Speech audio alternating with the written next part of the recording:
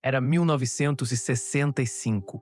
No pátio gelado da Bell Labs, os jovens radioastrônomos Arno Penzias e Robert Wilson ajustam a antena em forma de trompete, caçando sinais de satélites. Em vez disso, ouvem um zumbido grave, névoa sonora que vem de todos os pontos do céu. Mexem em cabos, anotam números, franzem a testa. O ruído insiste teimoso. Algo invisível parece falar, e nenhum manual de eletrônica explica aquele sussurro universal que vibra em seus fones. A noite, cúmplice, cala e observa, densa de mistério incontido. Determinados a eliminar o chiado, os dois cientistas limpam parafusos, raspam ferrugem, instalam filtros, retiram até pombos teimosos que nidificavam no refletor. Cada concerto falha. O sinal, a 3,20 Kelvin, lateja constante como batida do coração do cosmos. Sem saber, encostam o ouvido na parede do tempo e captam o eco térmico do Big Bang, a explosão que incendiou o espaço, tempo e matéria. Era o registro do parto do universo, soprando em seus ouvidos famintos de respostas. O laboratório inteiro parece prender a respiração diante dessa revelação silenciosa. Agora feche os olhos e viaje 3 milênios para trás. O sol poente avermelha um deserto vasto, onde um pastor de ovelhas senta-se à sombra de uma tenda. A poeira gira como incenso, enquanto ele molha a pena em tinta escura e rasga o silêncio num couro macio. Seus traços gravam sons que ainda nem ecoaram pelo universo científico. A história de um começo absoluto. O mesmo mistério que sussurrava no radiotelescópio. Ele transforma em letras que desafiarão os séculos. O vento quente leva consigo o pressentimento de algo eterno. Com a mão firme, ele inscreve: no princípio criou Deus os céus e a terra era sem forma e vazia, e havia trevas sobre a face do abismo, e o Espírito de Deus se movia sobre a face das águas. As chamas da fogueira iluminam o rosto curtido, projetando sombras ondulantes nas rochas. Cada sílaba parece pesar toneladas, como se descrevesse não só um mito tribal, mas o roteiro codificado do instante em que tudo, luz e átomo, nasceu. O silêncio ao redor reverbera respeito e assombro. Silêncio. Entre cabras, poeira e ausência de telescópios, o nômade descreve um início súbito, trevas primordiais e uma presença vibrante sobre as águas. Como um homem que não sabia que a Terra é redonda, ignorava átomos, quarks e galáxias espirais, pode pintar cena que só comprovaríamos com supercomputadores, satélites e colisores. O mistério cresce, as palavras secam no couro, mas seu eco viajará milênios, atravessará bibliotecas, laboratórios e a antena de Nova Jersey. Algo nessa narrativa insiste em sobreviver ao tempo. Hoje, convido você a decifrar comigo o enigma. Isso é coincidência? Poesia? Ou existe um código na criação que transcende tempo e ciência? A trilha emudece, a câmera se fecha na palavra inaugural. Bereshit não fala em contos distantes, declara um princípio absoluto, o nada se convertendo em tudo num sopro.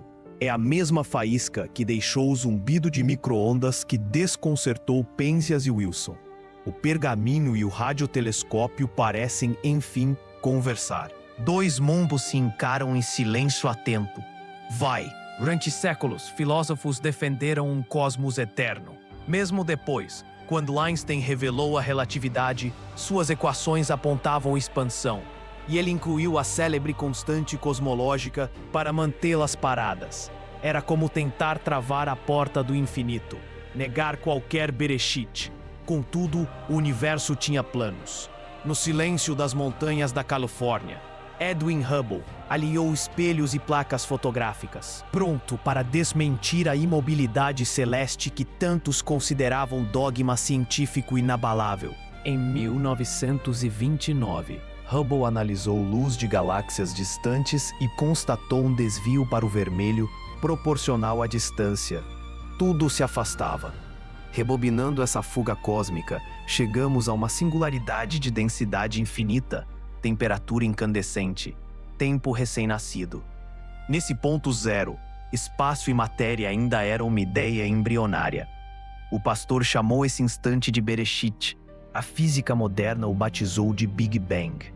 2 línguas, 2 milênios, descrevendo o mesmo clarão inaugural. A concordância provoca um arrepio intelectual. A conclusão abalou certezas. Robert Jastrow, agnóstico e diretor do Goddard Institute, confessou: para o cientista que viveu pela fé no poder da razão, a história termina como um pesadelo. O triunfo do intelecto encontrava um início que parecia emprestado de Gênesis. Auditórios silenciaram diante do paradoxo. O ruído de micro-ondas, a expansão, o Bereshit, peças de um quebra-cabeça que unia laboratórios e pergaminhos em inesperada harmonia cósmica. O debate reacendeu em corredores acadêmicos. Ecoa. Ele prosseguiu. Escalou as montanhas da ignorância. Está prestes a conquistar o pico mais alto. E ao transpor a última rocha, é saudado por um bando de teólogos que ali estão há séculos. A plateia riu, meio nervosa. Se a ciência comprova um início, Gênesis já o proclamava. Primeira coincidência notada. Mas o texto continua. Um oceano informe, trevas espessas e sobre elas uma força que vibra. A investigação mergulha agora nessa imagem líquida e pulsante. As perguntas se adensam como nuvens. A expressão hebraica, merashefet, traduzida por pairava, sugere vibração constante como asas aquecendo ovos. Imagine um campo de energia sustentando tudo antes da luz. Séculos depois chamaremos isso de flutuações quânticas do vácuo. A coincidência arrepia. Um texto do bronze descreve o invisível como um movimento sutil sobre águas primordiais. Talvez não seja metáfora vazia, mas eco de um fenômeno real, percebido de forma intuitiva por quem observava o deserto como janela do infinito. O paralelo inquieta a mente moderna. Salte para 1993. O físico Leonard Susskind abala a física teórica com o princípio holográfico. Talvez nosso universo seja a projeção de dados gravados num horizonte bidimensional. Toda a realidade, inclusive nós, seria a imagem codificada, um filme que se desenrola no espaço. Compare com o espírito pairando sobre as águas, sustentando a cena cósmica. 3 milênios separam as formulações, mas ambas falam de informação invisível tecendo a tapeçaria que chamamos mundo. A semelhança convida à reflexão profunda. Com telescópios espaciais, descobrimos que a matéria comum é só 5% do todo. O restante, matéria e energia escuras, preenche e expande o cosmo. Há um tecido invisível, uma pressão silenciosa empurrando galáxias. O apelo de Gênesis ecoa. Um espírito imperceptível permeia tudo. Segunda coincidência? Talvez. Mas ainda falta a escuridão original. Prepare-se. Antes da primeira estrela acender, o universo foi um abismo negro por centenas de milhões de anos. Um dado crucial entra em cena. Observe. Gênesis narra. Havia trevas sobre a face do abismo. E só depois, haja luz. A astronomia batizou o intervalo escuro de Dark Ages.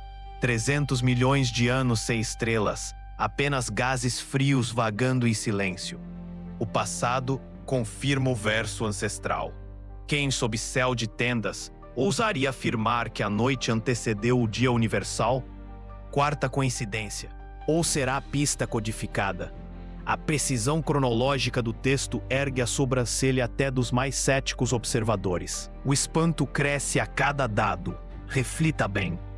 Logo surge nova controvérsia. Plantas antes do Sol. Biólogos modernos lembram que as primeiras formas de vida foram bactérias quimiosintéticas, independentes da luz.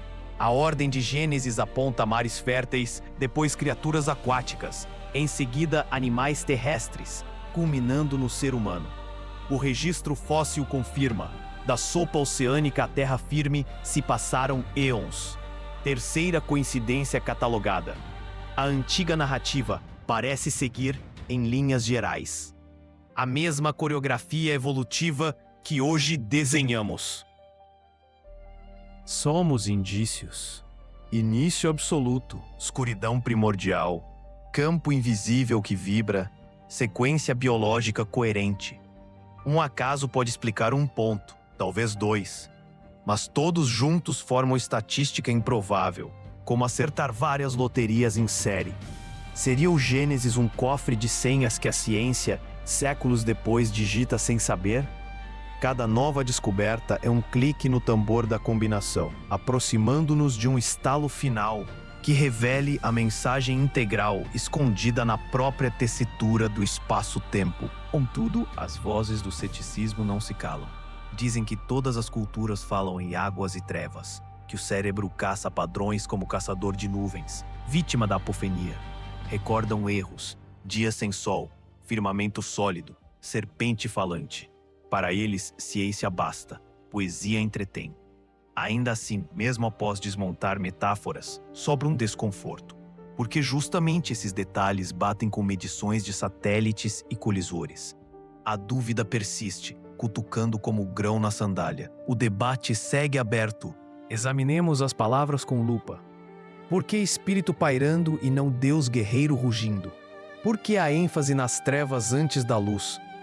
Gerald Schroeder, físico do MIT, provoca: as coincidências são muitas e muito específicas para serem acidentais. Parece uma mensagem. Quando sobrepomos micro-ondas cósmica, holografia, matéria escura e evolução marinha ao Bereshit, vemos um padrão que desafia estatísticas. Talvez o pergaminho seja mais que mito, seja pista meticulosa. A hipótese ganha força silenciosa. A ciência brilha ao explicar engrenagens, ondulações quânticas e espectros. A fé, porém, pergunta pelo sentido. Imagine caminhar na praia, encontrar um relógio antigo meio enterrado. Você pode pesar o metal, medir a mola, calcular o tic-tac, mas nada disso revela quem o fez ou por que o deixou ali. Da mesma forma, compreendemos massa bariônica, força fraca, velocidade da luz. Contudo, o propósito maior permanece fora da equação, sussurrando no vento marinho. O mistério insiste em permanecer. A ciência não desmente Deus, apenas nos deixa diante de um maior mistério, lembrou Georges Lemaitre. Então lhe devolvo a questão que ecoa há 3 milênios. Quando você encara o céu noturno, enxerga só matéria e energia, ou matéria, energia e significado? Acidente ou assinatura? Se essa pergunta ressoa em seu peito, deixe seu comentário, compartilhe esta investigação e inscreva-se. Há mais códigos à espera, e nossa jornada de fé e razão está apenas começando. O próximo passo depende de você. Pense.